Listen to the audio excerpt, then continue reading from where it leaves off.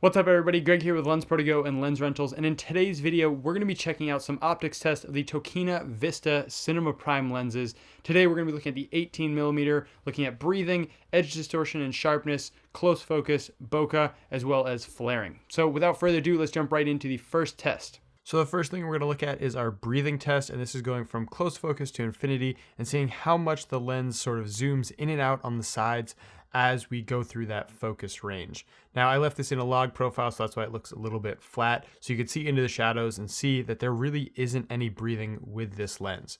As with most wide lenses, you're not going to see a lot of that, but these lenses control that breathing really well.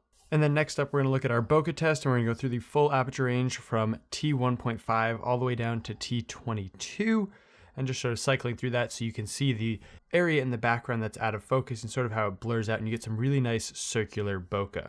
So going from 22 to 16 to T11, T8, T5.6, T4, T2.8, T2, and T1.5.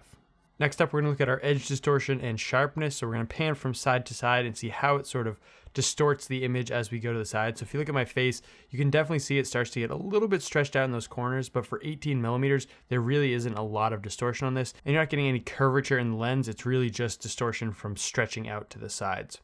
As for the sharpness, these lenses do stay pretty sharp. I had the camera set a little bit forward on the tripod, so when I was panning, it was kind of shifting the focus plane, but these lenses do stay sharp all the way to the edges. Next up, we're going to look at flaring, starting with a light that isn't very bright and just sort of going around the frame. You don't see a ton of reflections in there or any sort of flares. And then as we bump it up, you're going to start to see a lot more of these green circular flares in there, as well as these like concentric rings sort of around the barrel of the lens and a little bit around the edges. And then as we go to the center, you're going to see that ring again and just sort of blowing out the frame. And then the last thing that we're going to look at is our close focus. So we're wide open at T1.5, and our close focus for this lens is 17.7 inches.